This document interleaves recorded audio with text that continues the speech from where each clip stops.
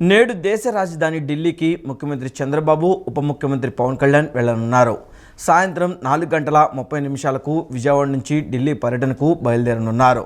సాయంత్రం 6:30 CM, deputy CM Delhi చేరుకోనున్నారు. రాత్రి 7 గంటలకు ఢిల్లీలో కేంద్ర మంత్రి శివరాజ్ సింగ్ చౌహాన్ కుమారుడి రిసెప్షన్కు హాజరవుతారు. ఈరోజు రాత్రికి ఇద్దరు ఢిల్లీలోనే బస చేస్తారు. ముఖ్యమంత్రి చంద్రబాబు, డిప్యూటీ సీఎం పవన్ కళ్యాణ్లు ఈ రోజు సాయంత్రం దేశ రాజధాని ఢిల్లీ వెళ్లనున్నారు. సాయంత్రం 4:30 గన్నవరం నుంచి ప్రత్యేక విమానంలో ఢిల్లీకి బయలుదేరనున్నారు. సాయంత్రం 6:30 ఢిల్లీ చేరుకుంటారు. రాత్రి 7 గంటలకు సీఎం, డిప్యూటీ సీఎంలు కేంద్ర మంత్రి శివరాజ్ సింగ్ చౌహాన్ కుమారుడి వివాహ రిసెప్షన్ వేడుకల్లో పాల్గొని నూతన వధూవరులను ఆశీర్వదించనున్నారు. ఈ రాత్రికి ఇద్దరు ఢిల్లీలో బస చేయనున్నారు. ఢిల్లీ పర్యటనలో భాగంగా బుధవారం ప్రధానమంత్రి నరేంద్ర మోదీతో పాటు కేంద్ర మంత్రులను ముఖ్యమంత్రి చంద్రబాబు కలవనున్నారు. రాజధాని అమరావతి పనుల పునః ప్రారంభోత్సవానికి ప్రధాని మోదీని ఆహ్వానించనున్నారు. ఈ క్రమంలో రాజధాని అమరావతి, పోలవరం ప్రాజెక్టు నిధులతో పాటు పలు అంశాలపై ప్రధానితో చంద్రబాబు చర్చించనున్నారు. బుధవారం రాత్రికి ఢిల్లీ పర్యటన ముగించుకుని సీఎం, డిప్యూటీ సీఎం అమరావతికి చేరుకుంటారు. రాష్ట్రంలోని ప్రైవేట్ స్కూల్ టీచర్ల సమస్యల పరిష్కారానికి ప్రత్యేకంగా ఆన్లైన్ మెకానిజం ఏర్పాటు చేయనున్నట్లు రాష్ట్ర విద్యా, ఐటీ, ఎలక్ట్రానిక్ శాఖల మంత్రి నారా లోకేష్ తెలిపారు. ప్రైవేట్ స్కూల్స్ అనుమతుల ప్రక్రియ పారదర్శకంగా నిర్వహించేందుకు ప్రత్యేక మెకానిజం రూపొందించనున్నట్లు మంత్రి తెలిపారు. ప్రైవేట్ టీచర్ల సమస్యలపై వచ్చే వారం అధికారుల సమావేశం నిర్వహించనున్నట్లు పేర్కొన్నారు. రాష్ట్రంలోని ప్రైవేట్ స్కూల్ టీచర్ల సమస్యల పరిష్కారానికి ప్రత్యేకంగా ఆన్లైన్ మెకానిజం ఏర్పాటు చేయనున్నట్లు రాష్ట్ర విద్యా, ఐటీ, ఎలక్ట్రానిక్స్ శాఖల మంత్రి నారా లోకేష్ తెలియజేశారు. శాసనసభ సమావేశంలో కాకినాడ రూరల్ ఎమ్మెల్యే పంతం వెంకటేశ్వరరావు, ఆదోని ఎమ్మెల్యే వాల్మీకి పార్థసారథి అడిగిన ప్రశ్నలకు సమాధానమిస్తూ ఆయన ఈ విషయాన్ని వెల్లడించారు. ప్రైవేట్ స్కూళ్లకు అనుమతుల విషయంలో అగ్నిమాపక శాఖ, ఫైర్, ఎన్ఓసీ, భవన అనుమతులు పంచాయతీ, స్థానిక సంస్థలు అందిస్తాయని మంత్రి తెలియజేశారు.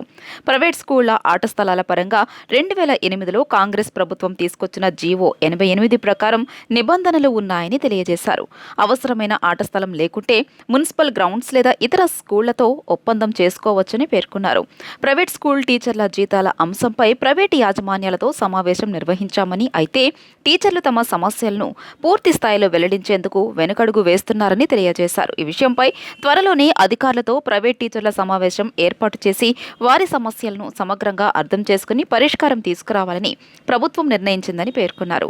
రాష్ట్రంలో ఎన్సీసీ విభాగాన్ని మరింత బలోపేతం చేయడం కోసం ప్రత్యేక డైరెక్టరేట్ ఏర్పాటు చేయాల్సిందిగా రక్షణ మంత్రి రాజ్నాథ్ సింగ్ను కోరామని, ఆయన సానుకూలంగా స్పందించారని లోకేష్ తెలియజేశారు. ప్రభుత్వ విద్యా సంస్థలను మరింత అభివృద్ధి చేసేందుకు సంస్కరణలు చేపడుతున్నామని, విద్యార్థుల మానసిక వికాసానికి ఫిజికల్ ఎడ్యుకేషన్ కీలకమని, స్కూళ్లలో పీఈటీల నియామకంపై సమీక్ష జరుగుతోందని మంత్రి పేర్కొన్నారు. క్రీడా స్థలాల విషయంలో కూడా నిబంధనలను ఖచ్చితంగా పాటించాల్సిన అవసరం ఉందని ఆయన స్పష్టం చేశారు. ప్రైవేట్ స్కూల్ అనుమతుల ప్రక్రియను పారదర్శకంగా నిర్వహించేందుకు ప్రత్యేక మెకానిజం రూపొందించనున్నట్లు మంత్రి తెలియజేశారు.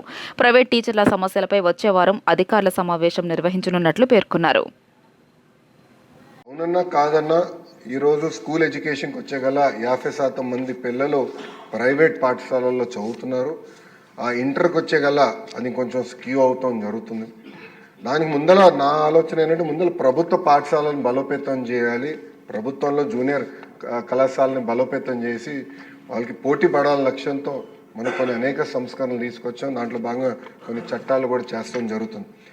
ఇది ప్యారల్గా ఒక భాగం అయితే ప్రైవేట్ యజమాన్యంతో కూడా కమిషనర్ గారు టైం టు టైం మీటింగ్లు పెట్టుకుంటున్నారు. ఐ థింక్ ఫస్ట్ మీటింగ్ వచ్చే వారం పెట్టుకుంటున్నారు. పెట్టుకుని ఇవన్నీ కూడా వాళ్ళ దృష్టికి తీసుకెళ్ళి ఎట్లయితే మీరు అన్నట్టు ఫిజికల్ ఎడ్యుకేషన్ కూడా కీలకమైన పాత్ర ఉంటుంది ఒక చైల్డ్ని మోల్డ్ చేసే దాంట్లో. సో కంపల్సరీగా ఏదైతే నిబంధనలు ఉన్నాయో అవి పాటించాలి, అప్రోప్రియేట్ స్టాఫింగ్ ఏర్పాటు చేయాలని చాలా స్పష్టంగా చెప్తాం జరుగుతుంది. ఇంతేకాకుండా లాస్ట్ పాయింట్ మీరు చెప్పింది ఇప్పుడు జీతాలు సకాలంగా చెల్లిస్తున్నారా, ఎంతమంది ప్రైవేట్ పాఠశాలల్లో ఉపాధ్యాయులు ఉన్నారు దానిపైన మొన్న ఒక ఇష్యూలో జరిగితే దానిపైన మేము డీటెయిల్స్ సేకరిస్తున్నాం. కొంచెం ఫీడ్బ్యాక్ వచ్చింది దానిపైన. అంటే వాళ్ళ పాన్ నంబర్, ఆధార్ నంబర్ ఇచ్చేదానికి అనుకూలంగా లేరంటే దాన్ని ఎట్లా చేయాలనే దానిపైన వచ్చే వారం ప్రైవేట్ యజమానితో కూడా కూర్చుని వాళ్ళకున్న సమస్యలతో పాటు ప్రభుత్వానికి ఎలాంటి ఇన్ఫర్మేషన్ కావాలి, అది ఎట్లా హోలిస్టిక్ ఎడ్యుకేషన్కి ఆ ఇన్ఫర్మేషన్ ఏదైతే అవసరం ఉందో అది తీసుకుని ఒక ఆన్లైన్ మెకానిజం ద్వారా చేయాలనే లక్ష్యంలో మన ప్రభుత్వం పనిచేస్తుంది. బుడమేరుపై మంత్రి నిమ్మల రామానాయుడు శాసనసభలో స్పష్టతనిచ్చారు. బుడమేరు సమస్య పరిష్కారానికి ఎలాంటి చర్యలు తీసుకుంటున్నారు అంటూ సభ్యులు అడిగిన ప్రశ్నకు మంత్రి సమాధానమిచ్చారు. గతంలో వైసీపీ ప్రభుత్వం బుడమేరు టెండర్లు రద్దు చేయకుండా ఉంటే విజయవాడకు ఈ పరిస్థితి వచ్చేది కాదన్నారు. బుడమేరు ముంపుకు వైసీపీ పాలనే కారణమన్నారు. బుడమేరు వాగుకు సంబంధించి అసెంబ్లీలో సభ్యులు ప్రశ్నించారు. బుడమేరు సమస్య పరిష్కారానికి ఎలాంటి చర్యలు తీసుకున్నారని సభ్యులు సుజనా చౌదరి, వసంత కృష్ణప్రసాద్, యార్లగడ్డ వెంకట్రావు అడిగారు. ఇదే పరిస్థితి కొనసాగితే బుడమేరుకు వరదలు మళ్లీ రావడం, విజయవాడ మునగడం ఖాయమని వారు చెప్పుకొచ్చారు. వాగులు, కాల్వల మరమ్మతులు వెంటనే చేయాలని వారు కోరారు.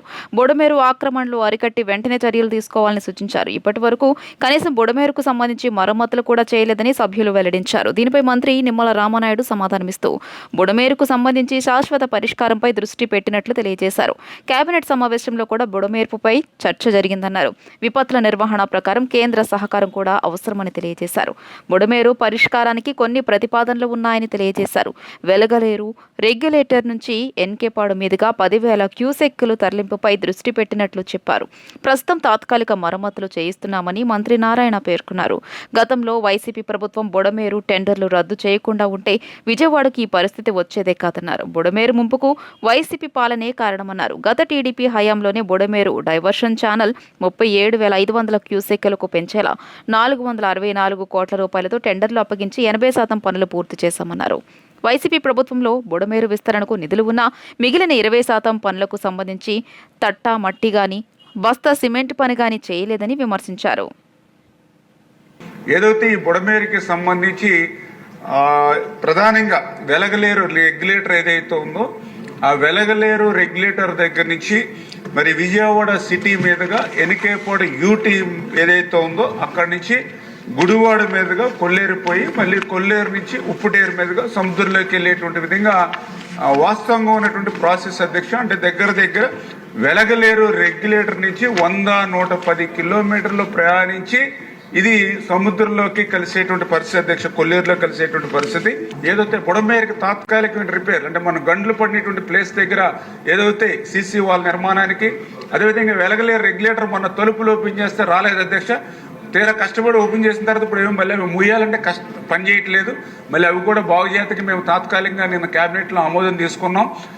నిన్న ముఖ్యమంత్రి గారు కూడా క్యాబినెట్లో కూడా మాట్లాడడం జరిగింది. ఏదైతే ఈ తాత్కాలికమైనటువంటి కాకుండా మీరు ఏదైతే 2-3 నెలల నుంచి కసరత్తు ఏది చేస్తున్నారో ఆ యాక్షన్ ప్లాన్ తీసుకుని నిధుల సమస్య ఉంది కాబట్టి ఇది డిజాస్టర్ మేనేజ్మెంట్ కింద కేంద్ర ప్రభుత్వం దృష్టిలోకి తీసుకెళ్లి ఆ నిధుల్ని మంజూరు చేసుకొచ్చి శాశ్వత ప్రాతిపదికనే ఈ బుడమేరు వరదకు సంబంధించిన పనులు చేయాలని నిన్న కేబినెట్లు కూడా ముఖ్యమంత్రి కూడా ఆదేశించారు అధ్యక్ష. రాబోయేటువంటి 15-20 రోజుల్లో ఆ ప్లాన్ వర్కౌట్ అయిన తర్వాత గౌరవ సభ్యులందరితో కూడా కూర్చుని వాళ్ళ సలహాలు సూచనలు కూడా తీసుకుని ఇంకా ఏమైనా ఉంటే యాడ్ చేసి అది ముఖ్యమంత్రి గారి దృష్టిలో పెట్టి ఈ డిజాస్టర్ మేనేజ్మెంట్ ద్వారా ఈ పనులు పూర్తి చేస్తామని చెప్పి మీద. దేశంలో మహిళలతో పాటు పురుషులకు స్వయం సహాయక సంఘాలను కేంద్ర ప్రభుత్వం ప్రోత్సహిస్తుందని రాష్ట్ర పురపాలక శాఖ మంత్రి నారాయణ తెలిపారు. విజయవాడ, విశాఖపట్నంలో ఇప్పటికే 818 పురుషుల స్వయం సహాయక సంఘాలు ఏర్పాటు చేసినట్లు వెల్లడించారు. ఈ సంఘాలను మరిన్ని నగరాల్లో విస్తరించేందుకు రాష్ట్ర ప్రభుత్వ సహకారంతో కేంద్రం ముందుకు వస్తుందని మంత్రి నారాయణ తెలిపారు. దేశంలో మహిళలతో పాటు పురుషులకు స్వయం సహాయక సంఘాలను కేంద్ర ప్రభుత్వం ప్రోత్సహిస్తోందని రాష్ట్ర పురపాలక శాఖ మంత్రి నారాయణ తెలియజేశారు. అసెంబ్లీలో ఈ అంశంపై చర్చ జరుగుగా ఆయన సమాధానమిచ్చారు. విజయవాడ, విశాఖపట్నంలో ఇప్పటికే 818 పురుషుల స్వయం సహాయక సంఘాలు ఏర్పాటు చేసినట్లు మంత్రి తెలియజేశారు. దేశవ్యాప్తంగా 25 నగరాల్లో పురుషుల కోసం కేంద్ర ప్రభుత్వం ఈ పథకాన్ని అమలు చేస్తుందని, ఏప్రిల్ 2025 నాటికి అన్ని నగరాలకు విస్తరించే యోచనలో ఉందని వెల్లడించారు. మహిళా స్వయం సహాయక సంఘాల మాదిరిగానే పురుషులకు ఇవి పనిచేస్తాయని, అయితే ఈ గ్రూపులు బలహీన వర్గాల పురుషులకు మాత్రమే పరిమితమని మంత్రి నారాయణ స్పష్టం చేశారు. దేశవ్యాప్తంగా ఇప్పటి వరకు 1,949 పురుషుల స్వయం సహాయక సంఘాలు మాత్రమే ఉండగా ఒక్క ఆంధ్రప్రదేశ్లోని విజయవాడ, విశాఖపట్నం నగరాల్లోనే 818 గ్రూపులు ఏర్పాటు చేయడం గర్వకారణమని మంత్రి చెప్పారు. ఈ సంఘాలను మరిన్ని నగరాల్లో విస్తరించేందుకు రాష్ట్ర ప్రభుత్వ సహకారంతో కేంద్రం ముందుకు వస్తోందని మంత్రి నారాయణ తెలియజేశారు. సెల్ఫ్ హెల్ప్ గ్రూప్స్ యాక్చువల్గా మహిళలకు యాక్చువల్గా చేయటం జరుగుతుంది అర్బన్ అథారిటీలో. అయితే ఇప్పుడు కేంద్ర ప్రభుత్వం 25 సిటీస్కి, భారతదేశంలో 25 సిటీస్కి మహిళలతో సమానంగా పురుషులకు కూడా ఇంప్లిమెంట్ చేయాలని చేశారు అధ్యక్ష. అందులో మన ఆంధ్రప్రదేశ్లో విజయవాడ, విశాఖపట్నం ఈ 2 సిటీస్ని సెలెక్ట్ చేశారు అధ్యక్ష. ఏప్రిల్ 2025కి అన్ని సిటీస్ని కూడా సెలెక్ట్ చేస్తారని నా ప్రపోజల్ కేంద్ర ప్రభుత్వం దృష్టిలో ఉంది అధ్యక్ష. ఇక్కడ ముఖ్యంగా ఏంటంటే అధ్యక్ష, పురుషుల్లో కూడా ఎవరైతే బలహీన వర్గాల గ్రూప్స్ ఉన్నారో, transport workers, giga workers, care workers, domestic workers, waste workers, construction workers, వీళ్ళకి యాక్చువల్గా ఈ యొక్క సెల్ఫ్ హెల్ప్ గ్రూపులు చేసి వాళ్ళకు కూడా అయితే మహిళలకు ఏ విధంగా అయితే ఈరోజు చేస్తున్నారో అదే విధంగా చేయాలనే ఉద్దేశంతో ప్రపోజ్ చేశారు అధ్యక్ష. దాని మీద మన రాష్ట్రంలో ఈ 2 విశాఖపట్నం, విజయవాడ ఈ రెండిట్లో ఇంతవరకు యాక్చువల్ అధ్యక్ష 818 గ్రూపులు చేశారు అధ్యక్ష. భారతదేశం మొత్తం 25 సిటీస్లో 1949 గ్రూపులు మాత్రమే చేస్తే అందులో మన రాష్ట్రంలో 2 సిటీస్లో 818. అంటే భారతదేశంలో చేసిన మొత్తం గ్రూపుల్లో 42% అర్బన్ అథారిటీలో చేశారు అధ్యక్ష. సభ్యులు ఏదైతే కోరారో గ్రామీణ ప్రాంతాల్లో కూడా చేయాలని ఖచ్చితంగా ఆ కన్సర్న్ మంత్రితో నేను మాట్లాడతాను అధ్యక్ష. విజయవాడ పశ్చిమ నియోజకవర్గాన్ని అభివృద్ధి పదంలో నిలబెడతానని ఎమ్మెల్యే సుజనా చౌదరి పేర్కొన్నారు. ఎన్నికల ప్రచారంలో భాగంగా వసర్లతకు వెళ్లినప్పుడు ముఠా కార్మికులు దుస్తులు అందించాలని కోరారన్నారు. ఆ హామీ మేరకు ఒక్కో ముఠా కార్మికుడికి 2 జతల సమదుస్తులను అందించినట్లు వెల్లడించారు. ది క్లాత్ మర్చెంట్ అసోసియేషన్ ముఠా కార్మికులకు సోమవారం భవానీపురంలోని ఎన్డీఏ కార్యాలయంలో 250 మంది కార్మికులకు ఎమ్మెల్యే సుజనా చౌదరి ఏకరూపా దుస్తులను పంపిణీ చేశారు. ఎన్నికల ప్రచారంలో భాగంగా ముఠా కార్మికులతో సమావేశమయ్యామని, అప్పట్లో వారు ఉచితంగా యూనిఫామ్ అందజేయాలని కోరడంతో అందజేసినట్లు తెలియజేశారు. వచ్చే ఎన్నికల్లో కూటమి నుంచి ఎవరు పోటీ చేసినా పశ్చిమ అభివృద్ధిని చూసి ప్రజలు గెలిపించే విధంగా తమ పాలన ఉంటుందన్నారు. పోలీస్ హౌసింగ్ కార్పొరేషన్ మాజీ చైర్మన్ నాగుల్ మీరా, అడ్డూరి శ్రీరామ్, బొమ్మసాని సుబ్బారావు, పైలా సోమినాయుడు, సుబ్బారాయుడు, కోగంటి రామారావు, ఏదుపాటి రామయ్య, అబ్దుల్ ఖాదర్, తిరుపతి అనుష పాల్గొన్నారు.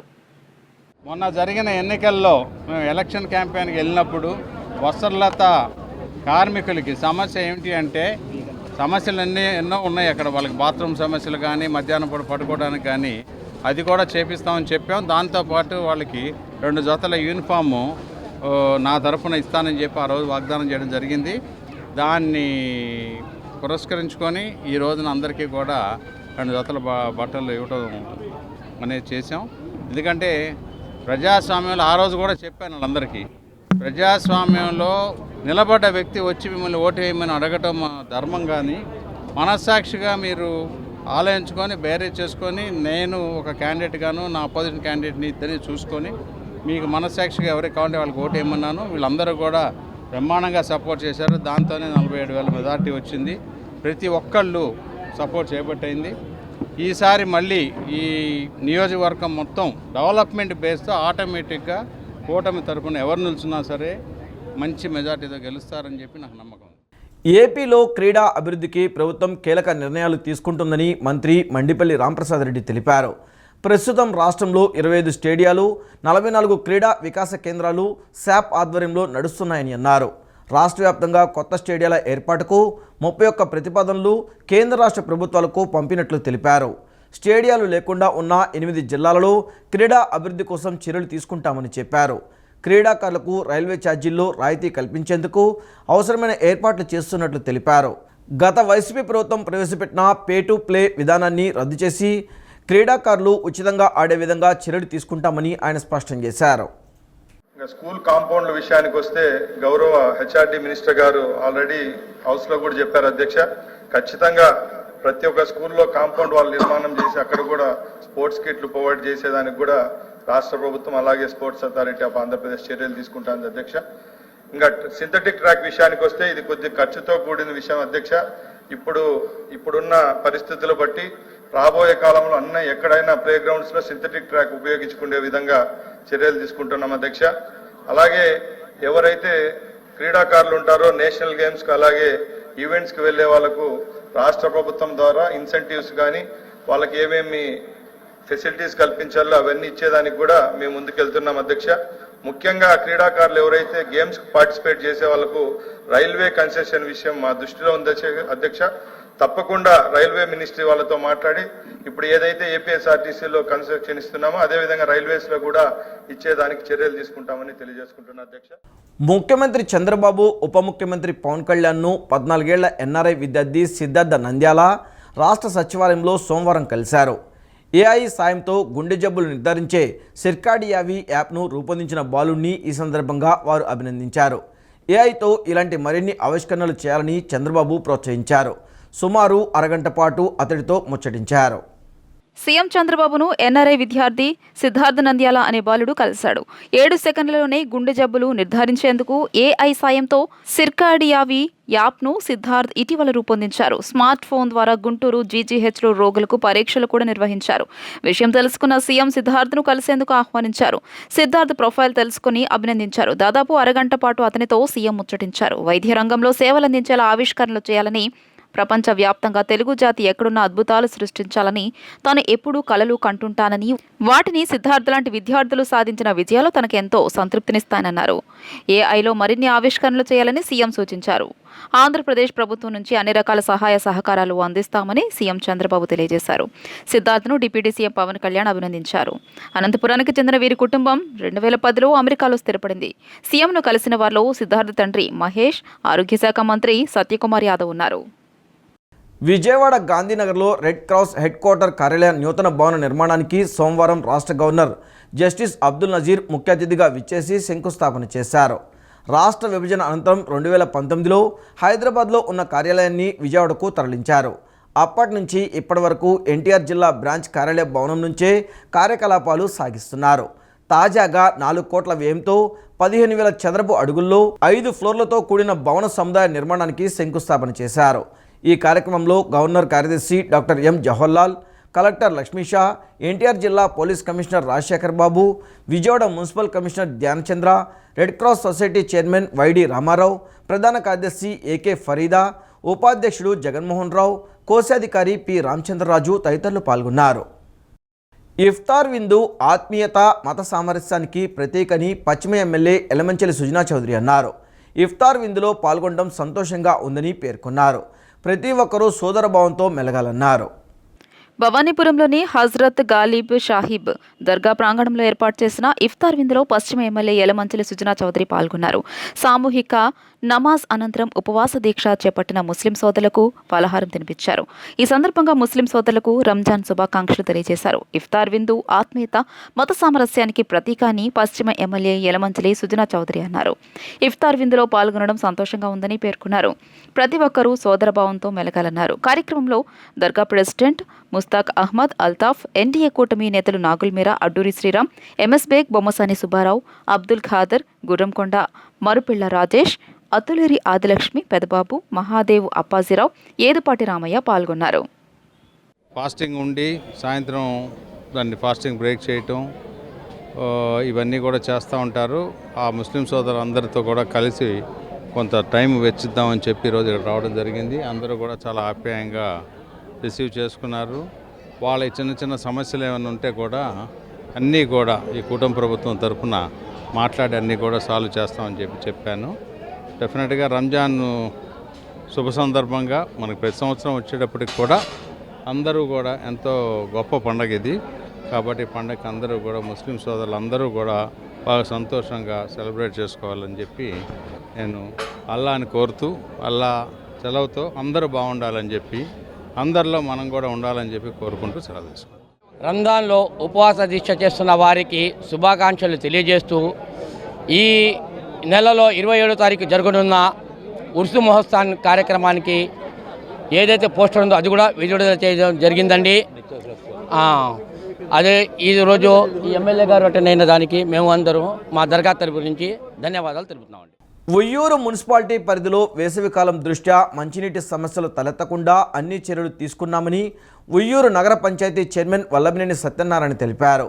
ఉయ్యూరు నగర పంచాయతీలో 2025-26 సంవత్సర వార్షిక బడ్జెట్ సమావేశంలో ఆయన మాట్లాడుతూ ఈ విషయాన్ని తెలిపారు.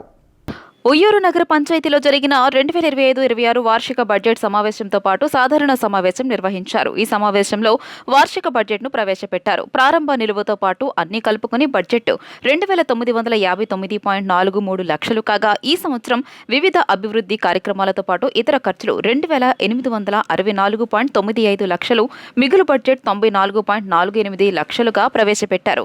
దీనికి కౌన్సిల్ సభ్యులు ఆమోదం తెలియజేశారు. సాధారణ సమావేశంలో భాగంగా పలు అభివృద్ధి కార్యక్రమాలను కౌన్సిల్ ముందు ఉంచగా కౌన్సిల్ వాటికి ఆమోదం తెలిపింది. ఈ సమావేశంలో నగర పంచాయతీ చైర్మన్ వల్లభనేని సత్యనారాయణ మాట్లాడుతూ వేసవి కాలం దృష్ట్యా ఉయ్యూరు పట్టణంలో మంచినీటి సమస్యలు తలెత్తకుండా అన్ని చర్యలు తీసుకున్నామని తెలియజేశారు. అత్యవసర పరిస్థితిలో వినియోగించేందుకు వాటర్ ట్యాంకును సైతం సిద్ధం చేస్తున్నట్లు చైర్మన్ తెలియజేశారు.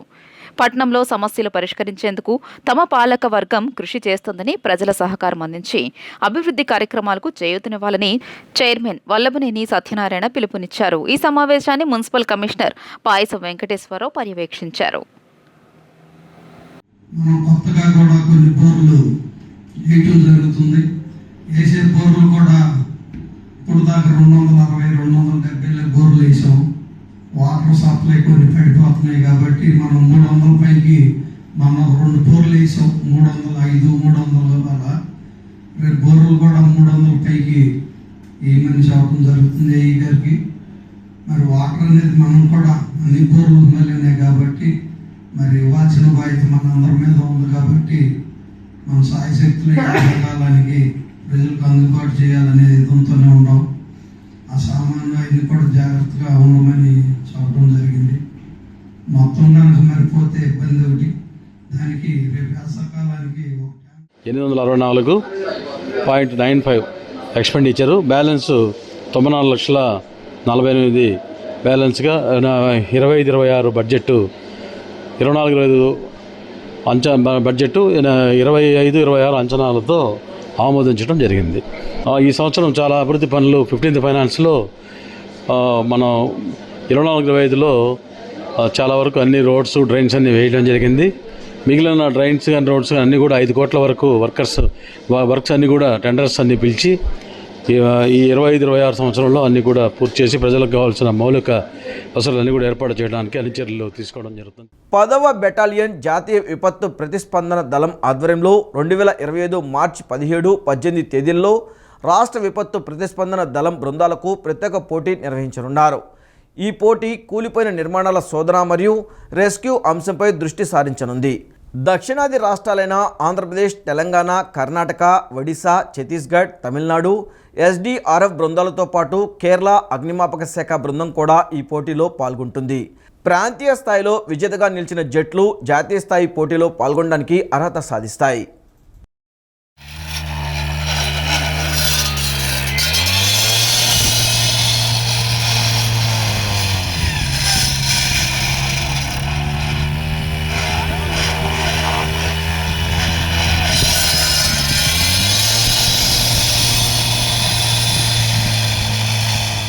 ఈ వార్తలు ఇంతటితో సమాప్తం. నమస్కారం.